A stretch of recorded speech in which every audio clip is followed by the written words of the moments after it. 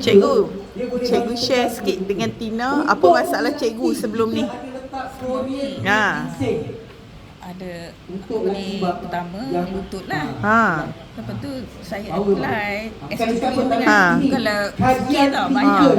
Sikit lah. Alhamdulillah. Nak bengkok-bengkok. Dulu tak boleh. Okey, lepas tu masalah mata. Kalau tidak, saya kalau nak baca tu kan tak berapa terang tau. Jadi bila saya pakai tu sekarang SD cream. tak payah spek mata. Baca Quran pun saya tak pakai spek mata. Oh ya. Okey. Terima kasih. Apa tu kolesterol? Kolesterol hilang. Saya sapu tempat-tempat 3 hari. Dulu kan Tina rasa macam ada biji kolesterol kan? Tebal pula tu. 3 besar-besar. Betul.